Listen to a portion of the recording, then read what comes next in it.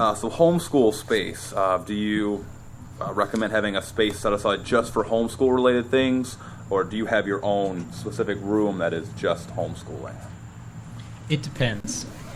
It really depends. That's such an easy answer. It's such an easy answer. But if you think about now, if what you're trying to do is trying to make a little tiny classroom in your house in order to reproduce a school environment, you're going to get off on the wrong foot, because you're going to just try and do school at home, and you will miss out on all of the advantages of homeschooling, and you'll bring in a lot of the handicaps of public schooling if you do that. But maybe your child is going to need that. Maybe they're going to need a physical space where this is school space, and this is where your school books go, and this is where we do schoolwork. Other cases, hey, schoolwork happens on the kitchen table and on the family room couch, and you got kids with their feet thrown up over the cushions, and they're laying on their back and they're reading their history book. At the end of the day, you want them to be doing their school, and whatever it takes to create that kind of environment, do it. If it means you make a little classroom, make a classroom, but don't think that will do it. Don't think you have to do that. Like anything, there's advantages and disadvantages, right? If you have the space, it's like my desk. I leave stuff open when I leave work at night. I leave it open, and when I come in the morning, because I'm continuing with it, it's useful. And so, but at the same time, don't think, I can't have this dedicated space, so I can't do homeschooling. That's just not true. It's just all a trade-off between setup and between how hard it gets to start in the morning. But in public schools, they strip everything down, they put it in lockers. The next morning, they start all over again. So don't think that dedicated space, you can get efficiencies from it, but don't think it's a necessity. You could always do it at a kitchen table. So we do our school at the kitchen table. There are times when certain children need quiet time. They have something to do that they really need to concentrate, and, little voices of the person that's sounding out their reading that's not very helpful to the person that's, taking a math test and really needs to concentrate on his equations. So, we might send him to the next room to have some quiet space and quiet time. But the advantage of having your children there where you can see them, where life happens, is that they learn how to function where life happens. Because we work in a world, it's a busy world. Not everybody gets to have the type of job where they go into a very quiet office and do work all by themselves. Being able to function to a certain level with distractions is something that is very helpful for children to learn early, because the world is full of distractions, and to be able to concentrate and get a job done is very helpful.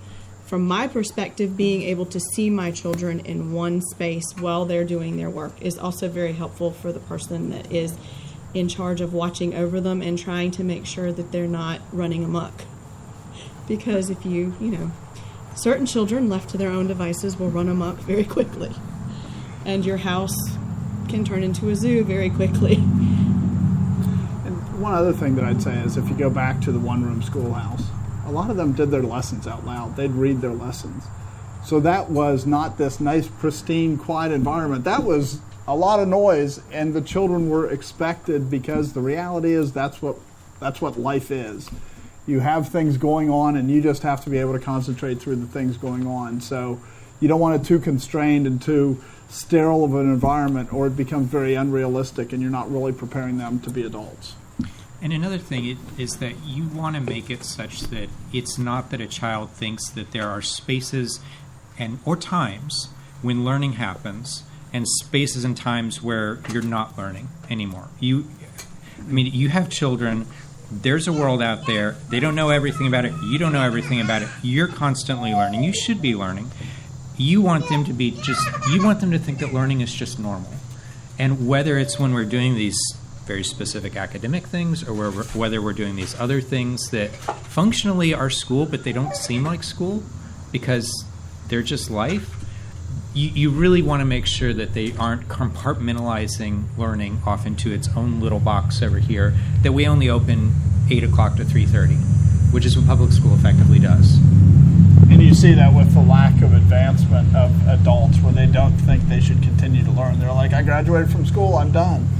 And a lot of people can be very misled by the world and by by various people who want to mislead them because they don't think they still have responsibility to learn. And let's be honest, when you really think about this question, I'm assuming no one who's watching this is independently wealthy. You already live in a house. And you probably don't go, I'm going to homeschool, so let's go buy a different house. You're going to live in the house that you're currently in, and you have the room that you have.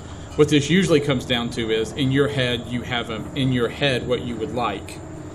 And that may not fit with the house you have. And so the truth is you're going to wake up tomorrow and you're going to do homeschool in the house you have.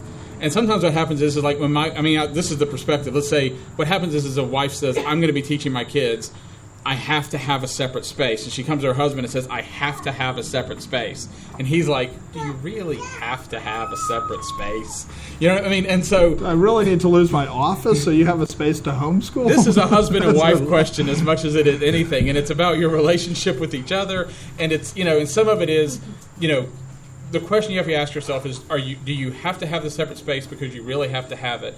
Or have you always had in your mind this imagination of that's what it should take, that's what it should look like? And so the answer is if you're going to homeschool, you're going to do it where you live. And you're going to have to make your peace with that. And you can restructure things, but in the end, again, just kind of keep coming back to the foundational principle is you don't have to replicate school. And so, but like I said, somebody might hear kids laying over the couch and go, no, they need to sit up straight, and that's fine. I mean, there's nothing wrong with if you say this is an important part of discipline, that my children need to sit at a chair, sit up straight, and they can't be laying down when they're doing their work. That's fine, but it doesn't require, you can do that at your table. You can do that, you know what I mean? And so just that's what I mean is when you think about it, I know where I know what's going on here because we've all had these discussions with our husbands and our wives. Interesting follow-up question. A follow-up question to that: when you're setting up your homeschool style or space, should you set it up from how the mom teaches or how the child learns or children learn? I mean, so some of it depends on. So here's what I would say: it depends on where you're coming into schooling.